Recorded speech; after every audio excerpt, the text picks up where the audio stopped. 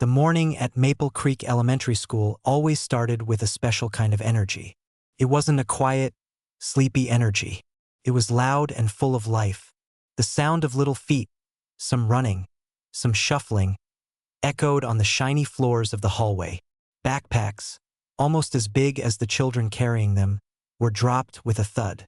Zippers were pulled open, and lunch boxes, filled with sandwiches and juice boxes, were carefully placed in cubbies, and in the middle of all this happy chaos was the kindergarten teacher. She had been doing this for a very long time, over 20 years. Her hair was starting to show a few gray strands, and her eyes had gentle laugh lines around them. She moved around her classroom not like someone in a rush, but with a calm and steady pace. She knew exactly how to tie a stubborn shoelace, how to fix a broken crayon, and just the right thing to say to stop a small argument over a red toy car. To the children, she was a safe and familiar presence, like a favorite blanket. Her classroom was a bright and colorful space. Drawings of lopsided suns and stick-figure families were taped to the walls. The alphabet, in big, bold letters, ran above the whiteboard. On this particular Monday, the room was filled with the sounds of the children sharing stories about their weekends. One little boy was very excitedly talking about going to the park. Another girl was showing off a new, sparkly hair clip. The teacher was listening to a story about a lost tooth when she noticed one of her students, a little girl, standing quietly by the classroom door. The girl was often quiet, the kind of child who liked to watch the other children play before deciding to join in. Her clothes were sometimes a little messy, like she had dressed herself, which was perfectly normal for a 5-year-old. But today it wasn't her clothes that made the teacher pause. It was her face. The little girl had tried to put on makeup, and she had done it with a very bold, unskilled hand. It looked like a beautiful, messy disaster. Swirls of bright blue and green eyeshadow were smeared across her eyelids, going all the way up to her eyebrows. On her cheeks were 2 circles of a pink blush that was much too bright for her young skin.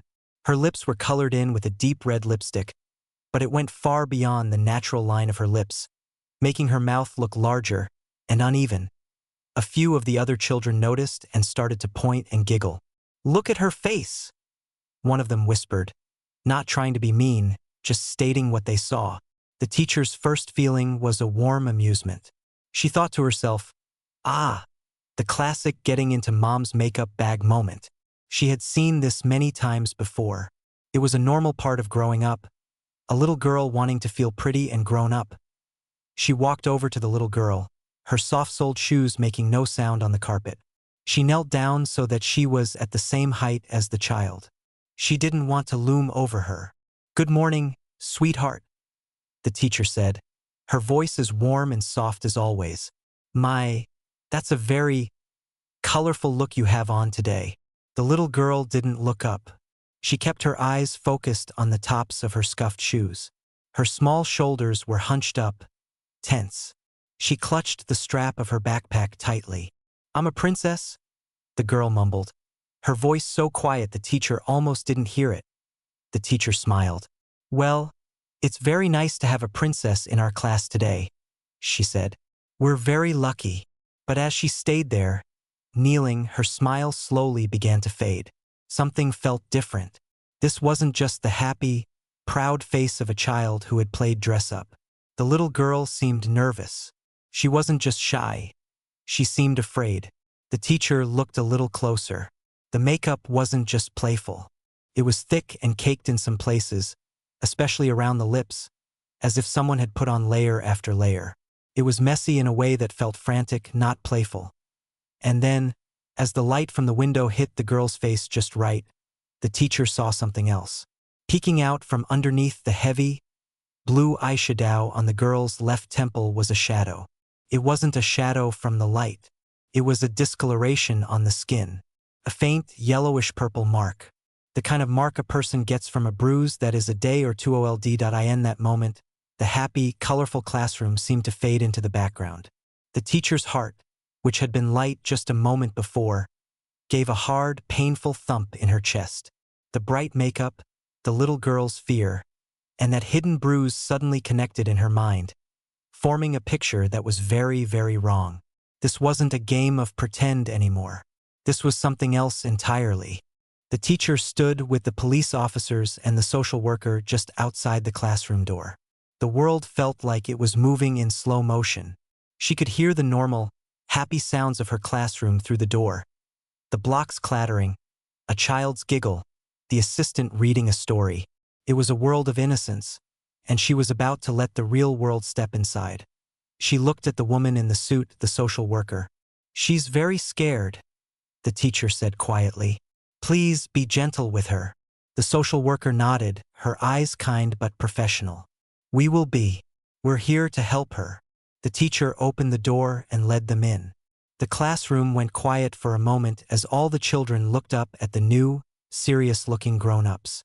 The teacher's assistant, who was sitting near the reading corner, looked up with wide, understanding eyes. The little girl was still curled up in the big beanbag chair, almost hidden in it.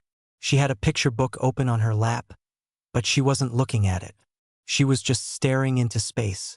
When she saw the police officers, she flinched and shrank back, her eyes filling with fresh fear. The teacher's heart ached. She walked over slowly, knelt down, and put herself between the girl and the newcomers for a moment. "Sweetheart," she said, her voice as soft as a feather. "These are my friends. Their job is to help keep children safe. They are very, very nice people. They just want to talk to you for a little while. Is that okay?" The female police officer knelt down too, making herself small and less intimidating. She didn't come too close. "Hi there," she said in a friendly voice. "I really like your beanbag chair. It looks super cozy. My name is Officer Maria. Can we go to a quiet room and chat for a bit? You can bring your teacher with you." The little girl looked from the officer's face to her teacher's face. She searched her teacher's eyes, looking for reassurance. The teacher gave a small, confident nod. "I'll be right there with you the whole time," she promised. Slowly, hesitantly, the little girl uncurled herself and slipped her hand into the teacher's. They all walked together to the school's small, quiet counseling room, a space with soft chairs and a box of toys. The teacher sat with the girl on a small sofa, holding her hand tightly. What happened in that room was quiet and careful. The social worker and the police officer didn't push. They didn't demand answers. They spoke in soft, easy tones. They asked simple questions. They let the little girl take her time. And slowly, in little bits and pieces, the story came out. It wasn't told in long sentences, but in nods and shakes of the head, and one or two quiet words. The teacher was right. It was her mother's new boyfriend. He had a loud voice and a quick temper. He had gotten angry 2 nights ago. There was a lot of shouting. He had hit her. This morning, he was the one who had grabbed the makeup and smeared it on her face, telling her it was a game to hide the boo-boos. He told her if she told anyone, she would get into big, big trouble. Hearing it confirmed out loud, even in those broken pieces, made the teacher feel sick. But she kept her face calm and her hands steady, a safe anchor for the little girl to hold on to. The social worker spoke gently to the girl. "You know," she said, "what he did was very, very wrong. And what he told you was a lie. You are not in any trouble at all. You are a very brave girl for telling us the truth." They learned that the girl had a grandmother who lived nearby, someone she loved and felt safe with. The social worker made a note. They would call her. The meeting didn't take long. The most important thing was to make a plan for the little girl, a plan for her safety. She would not be going home that afternoon. The teacher felt a huge wave of relief wash over her when she heard that. When they walked out of the counseling room, the school day was almost over. Parents would be arriving soon to pick up their children. The social worker went to make some phone calls. The teacher took the little girl back to the classroom to gather her things. As they were putting her few belongings into her backpack, the school secretary came to the door. "Her grandmother is here," she whispered. The teacher took the little girl's hand and walked her to the main office. Standing there was an older woman with a kind, worried face. The moment the little girl saw her, she let go of the teacher's hand and ran, her small legs carrying her across the room. She threw her arms around her grandmother's legs, burying her face in her coat. The grandmother knelt down and hugged the child tightly, rocking her back and forth. She looked over the child's shoulder at the teacher, her eyes full of tears and questions. The teacher gave her a small, sad, but hopeful smile. The social worker came over and began to speak quietly with the grandmother, explaining everything. The grandmother listened, her face shifting from confusion to shock, and then to a fierce, protective anger. She held her granddaughter even tighter. After a few minutes, it was time for them to go. The grandmother stood up, holding the little girl's hand. The social worker would be going with them to get everything settled. As they walked toward the door, the little girl stopped. She turned around and looked back at her teacher, who was still standing in the doorway of the office. The classroom lights were off now. The colorful drawings on the walls were hidden in the shadows. The little chairs were stacked on the tables. It was quiet. The teacher watched them go, her arms crossed over her chest. She felt tired, a deep-down tiredness that went all the way to her bones. It was the tiredness that comes from carrying a heavy weight. But as she stood there in the quiet, she didn't feel sad. She felt a quiet sense of peace.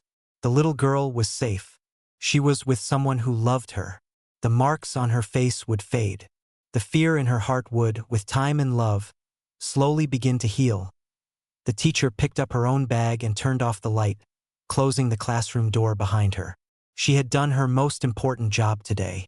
She hadn't just taught the alphabet or how to count. She had been a safe harbor. And for one little girl, that had made all the difference in the world. The classroom felt different now. The bright colors on the walls seemed a little dimmer. The happy sounds of the other children felt like they were coming from very far away. For the teacher, everything had narrowed down to this one small, trembling child in front of her. The clean face, now free of its colorful mask, told a story that made the teacher's heart feel heavy and cold. She looked at the little girl, whose eyes were wide with a fear that no child should ever know. The teacher knew she had to be very, very careful. One wrong word, one sudden move, and the girl might shut down completely. This was not about being a teacher anymore. This was about being a safe adult. This was about being a harbor in a terrible storm. She reached out slowly, not to touch the girl's injured face, but to take her small hand. The girl's fingers were ice cold. "Let's go sit in our special reading corner," the teacher whispered. "It's nice and cozy there." The reading corner was a quiet spot in the room with a soft, blue rug and a big, squashy beanbag chair. It was where children went to calm down when they were sad or angry. The teacher led the girl there and helped her settle into the beanbag.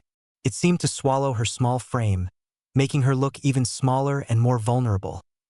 The teacher pulled a small, clean handkerchief from her pocket. It was plain white cotton. She gently dabbed at the fresh tears on the girl's cheeks, being extra careful to avoid the bruises and the cut on her lip. "Can you tell me what happened?" the teacher asked, her voice so soft it was almost a breath. "You can tell me. It's just us talking." The little girl shook her head violently, her eyes filling with fresh tears. She pulled her knees up to her chest, making herself into a tight little ball. "Did you fall down?" The teacher tried again, giving her an easy way out, a chance to say yes even if it wasn't the truth. Sometimes that's how children started to talk. But the girl just shook her head again. She buried her face in her knees, and her small shoulders started to shake. A low, muffled sob escaped from her. It was a sound of pure misery. The teacher's own eyes stung with tears she refused to let fall. She needed to be strong. She reached out and began to slowly rub the girl's back, making big, slow circles with her palm. She didn't say anything for a long moment. She just let the child feel her presence, a steady and calm rhythm in a world that had suddenly become scary. After a few minutes, the sobbing began to slow down. The teacher leaned in a little closer. "Did someone hurt you?" she asked finally. She said the words gently, but clearly. She couldn't avoid them. The little girl grew very still. The only sound was her ragged breathing. Then, ever so slowly, she gave a tiny, almost invisible nod into her knees. The teacher's blood ran cold, but her hand never stopped its slow, calming circles on the girl's back. "Was it a grown-up?" she whispered. Another tiny, hesitant nod, The teacher took a slow, quiet breath.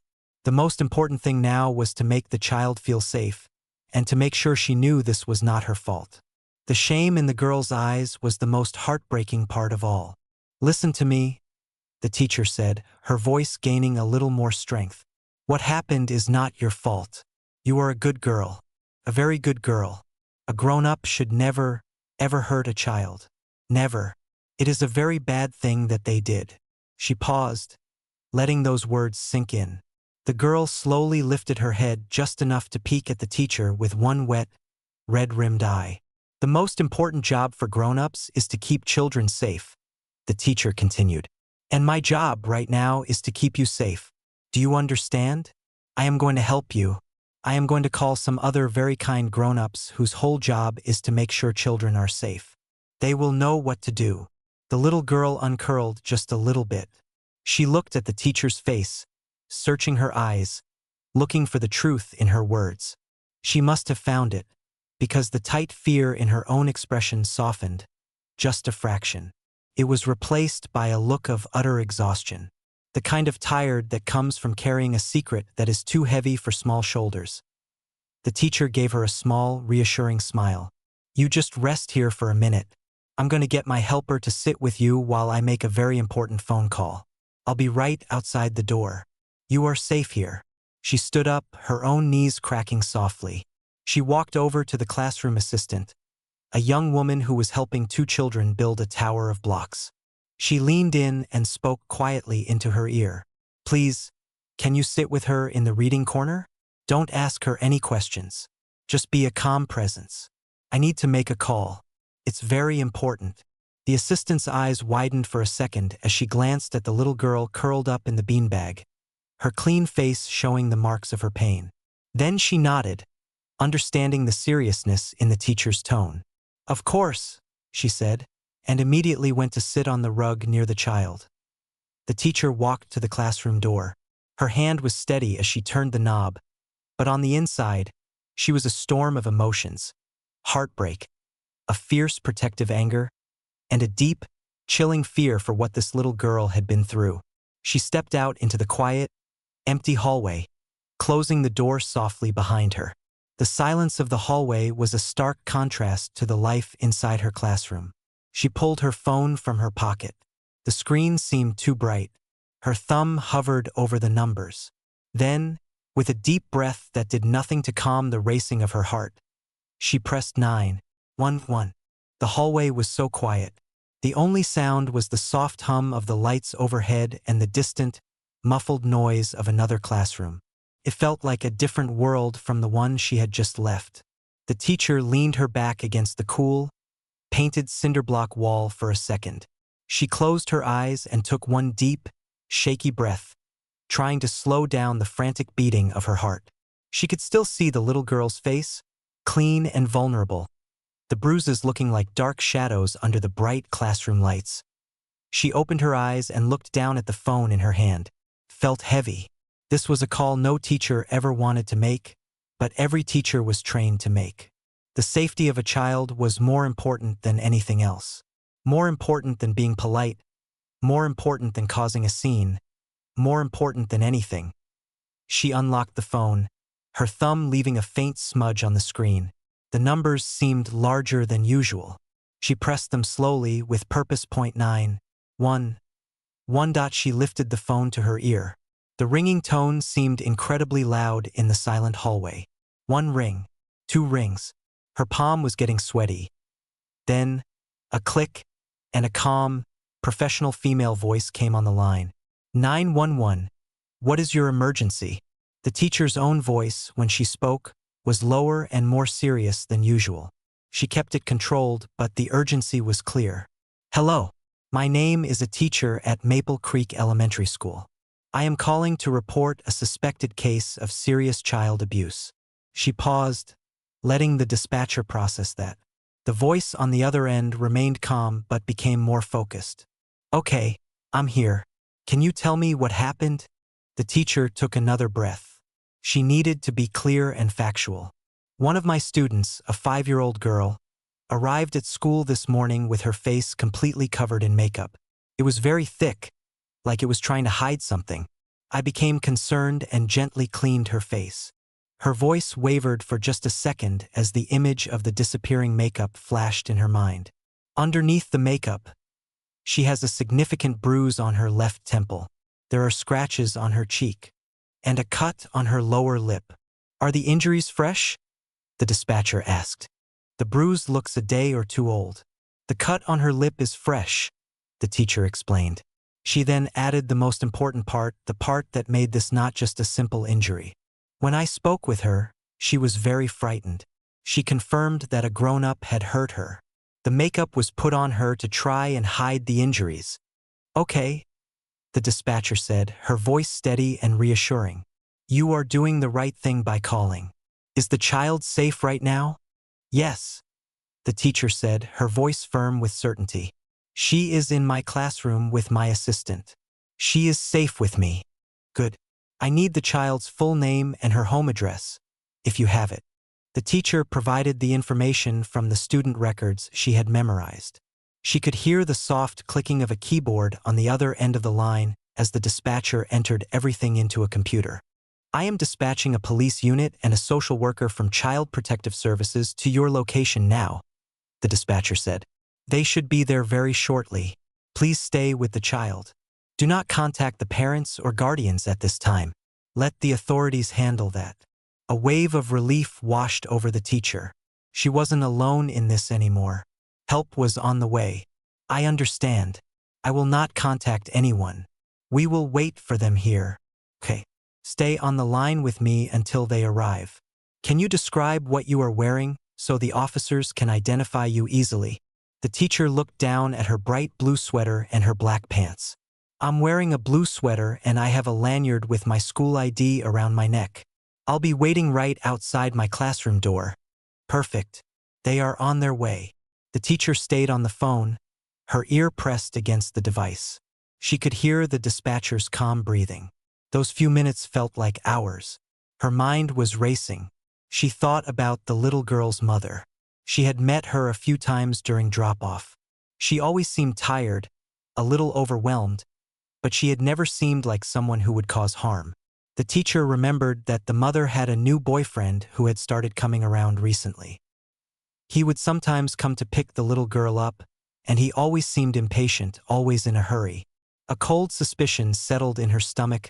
Finally, she heard the faint sound of sirens in the distance. They grew quickly louder, then stopped abruptly right outside the school building. The dispatcher's voice came back on the line. The units have arrived on site. You can hang up now. They will come to you. Thank you for your quick action. Thank you, the teacher whispered, and ended the call.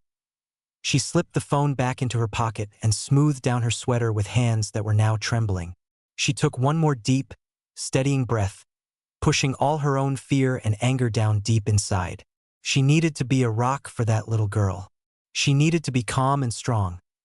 She heard the main office door buzz open, and then the sound of firm, steady footsteps coming down the hallway. 2 police officers, a man and a woman in a plain suit carrying a folder appeared around the corner. Their faces were serious but not unkind. The teacher stood up straight. She gave them a small, tight nod. I'm the teacher who called, she said, her voice clear in the quiet hallway. She's right in here. The teacher stayed kneeling on the carpet, her knees starting to protest a little. But she didn't move. The noisy classroom, with its bright drawings and chattering children, seemed to grow quiet in her mind. All her focus was now on the small, tense child in front of her. The garish makeup, which had seemed funny just a minute ago, now felt like a loud, desperate alarm bell. She needed to get a better look. She had to know what was under that makeup. Keeping her voice as soft and calm as she could, she said, You know, even princesses sometimes need a fresh face for our morning activities. How about we go to the sink and clean up a little bit, just so you're comfortable? The little girl's head snapped up, her eyes wide with a flash of pure panic. It was a look the teacher had never seen on her before. It was more than just not wanting to wash up. It was sheer fear. No, the girl whispered, her voice tight. She took a tiny step back, her small hands curling into fists. I want to keep it on. That sealed it for the teacher. A child who had just been playing would usually be proud to show off their work, or maybe a little sad to see it go, but not terrified. This was terror. "It's okay," the teacher soothed, her heart hammering against her ribs. "We'll be very quick. I'll help you. You can still be a princess on the inside, where it really counts." She slowly reached out her hand, not to grab, but just to offer. The little girl stared at the hand for a long moment, her lower lip beginning to tremble. Finally, with a shaky breath, she placed her small, cold hand into the teacher's. The walk to the small sink in the corner of the classroom felt very long. The teacher was aware of the other children playing, but her world had narrowed to this one little girl. She pulled a small step stool over so the girl could reach the sink, and she grabbed a handful of the softest paper towels they had. She ran the water, testing it with her wrist to make sure it was warm, not hot. She wet one of the paper towels and gently squeezed out the extra water. "Let's start with this pretty pink on your cheeks, okay?" she said, her voice barely above a whisper. The little girl stood perfectly still, like a statue. Her eyes were squeezed shut, as if she was waiting for something bad to happen. The teacher began to gently wipe the girl's left cheek. The bright pink blush came away easily, staining the white paper towel. And as the color disappeared, the skin underneath was revealed that it wasn't smooth and clear like a child's skin should be. There, on the soft curve of her cheek, were a few thin, red lines. They weren't deep, but they were there. They looked like scratches. The teacher's breath caught in her throat, but she didn't stop. She had to keep going. She had to see it all. She wet a fresh paper towel. "Now for the blue," she murmured, working on the left side of the girl's face, near her temple. She was extra gentle here, dabbing and patting instead of wiping. The blue and green eyeshadow was more stubborn, caked on. As it slowly dissolved, the hidden truth was laid bare. The yellowish-purple mark she had glimpsed earlier was much worse than she had thought. It wasn't a small bump. It was a bruise, about the size of a large coin, right on her temple. The colors of it, the deep purple in the center fading to a sickly yellow at the edges, told her it was a day or two old. A cold knot tightened in the teacher's stomach. She felt a surge of anger so sharp and hot it made her hands tremble for a second. She took a deep, quiet breath to steady herself. She couldn't let the child feel her anger or her fear. Finally, it was time for the lips. The red lipstick was the thickest part, layered on like a clumsy mask. The teacher used a clean, wet corner of the towel to carefully work on it. The little girl had started to cry now, silent tears that rolled down her newly cleaned cheeks, leaving clean tracks through the last bits of makeup. When the last of the red was gone, the teacher saw the final piece of the horrible puzzle. The little girl's lower lip was slightly swollen, and right in the center was a small, dark cut. It was the kind of cut that happens when a lip is hit against a tooth. The teacher looked at the child's face, now completely clean. The picture it showed was heartbreaking. The innocent, delicate features of a 5-year-old were marred by the bruises, scratches, and the swollen cut. The makeup hadn't been for fun. It had been a disguise, a desperate attempt by someone to hide the evidence of what had been done to her. The little girl stood there, her eyes still closed, her whole body shaking with silent sobs. She looked so small and so alone. The teacher's eyes filled with tears, but she quickly blinked them away. This was not the time for her to cry. This child needed strength. She needed to feel safe. She put the paper towels down and placed her hands gently on the girl's shoulders. The child flinched for a second, then relaxed into the touch. "Look at me, sweetheart," the teacher said softly. The little girl slowly opened her eyes. They were full of shame and fear. The teacher looked directly into those scared eyes and spoke the most important words she would say all day. Her voice was firm, clear, and full of a love that was bigger than any fear. "You are a very, very brave girl," she said, "and you have done absolutely nothing wrong. Do you understand me?" "Nothing at all,"